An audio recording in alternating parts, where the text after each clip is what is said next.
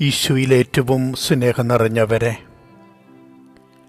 കാരുണ്യത്തിൻ്റെ സ്പർശനം കണ്ണുകൊണ്ട് മാത്രം കാണുന്നതല്ല, ജീവിതം കൊണ്ട് അനുഭവിക്കേണ്ടതാണ്. വാക്കും പ്രവൃത്തിയും കൊണ്ട് സ്നേഹം ഇങ്ങനെ ഭൂമുഖത്ത് വിവരിച്ചും വർണ്ണിച്ചും അതിങ്ങനെ പ്രാവർത്തികമാക്കിയും കടന്നു പോകുന്ന ക്രിസ്തുവിനെ കണ്ടവരും അറിഞ്ഞവരും അനുഭവിച്ചവരും ധാരാളമുണ്ട്. എന്നിട്ടും വിശ്വസിക്കുവാൻ കൂട്ടാക്കാതെ മുൻവിധിയോടുകൂടി തള്ളിക്കളഞ്ഞ, മാറ്റി നിർത്തിയ, തെറ്റിദ്ധരിച്ച, അപമാനിച്ച സാഹചര്യത്തെ നാം മനസ്സിലാക്കേണ്ടിയിരിക്കുന്നു. എന്നിട്ടും പരാതികളില്ലാതെ ക്രിസ്തു അവരുടെ പരിഭവങ്ങൾക്കു മീതെ ഇങ്ങനെ ദൈവിക പ്രവൃത്തികൾ വർണ്ണിക്കുകയാണ്.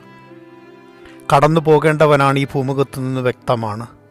ഒരുപക്ഷെ കൂടെയുണ്ടായിട്ട് മനസ്സിലാക്കാതെ പോയവർ, കണ്ടിട്ടും കാണാതെ പോയവർ, അറിഞ്ഞിട്ടും അനുഭവിക്കാതെ പോയവർ, തിരിച്ചറിയാതെ പോയവരൊക്കെ എങ്ങനെയാണ് ഇനി ജീവിതത്തിൻ്റെ വിശുദ്ധിയെ വീണ്ടും കണ്ടുപിടിക്കുന്നത്, ചേർത്ത് വെക്കുന്നത്?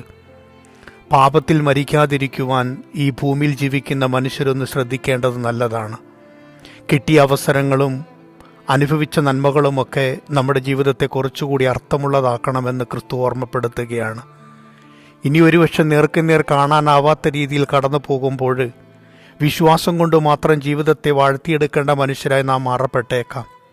അപ്പോൾ അന്നേ പഠിപ്പിച്ചതും പറഞ്ഞതും പ്രവർത്തിച്ചതുമൊക്കെ ഇന്ന് നമ്മുടെ ഹൃദയത്തിൽ, ജീവിതത്തിൽ, പ്രവർത്തികളിലൊക്കെ വലിയൊരു വെളിച്ചമായി രൂപപ്പെടട്ടെ.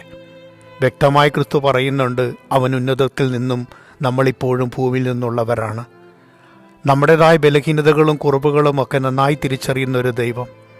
എന്നാൽ ആ ബലഹീനതകളിൽ അങ്ങനെ ജീവിച്ചു പോകേണ്ടവരെക്കുറിച്ചല്ല, പാപത്തിൽ നിവദിക്കേണ്ടവരെക്കുറിച്ചല്ല, പശ്ചാത്തപിക്കുവാനും തെറ്റുകൾ തിരിച്ചറിയുവാനും ജീവിതത്തെ നന്മയിൽ വാഴ്ത്തിയെടുക്കുവാനും വിവേകത്തിൻ്റെയും വിശുദ്ധിയുടെയും ജീവിത വഴികളിലൊക്കെ കണ്ടുപിടിക്കുവാനുമൊക്കെ നമ്മുടെ മുമ്പിലെ സാധ്യതകളെക്കുറിച്ചാണ് ക്രിസ്തു പറയുന്നത്. നമ്മൾ ഇനിയും അവിടത്തെ അന്വേഷിക്കണം. കാരണം ആ വഴികളൊക്കെ നമുക്ക് നൽകുന്ന പ്രത്യാശ വളരെ വലുതാണ്.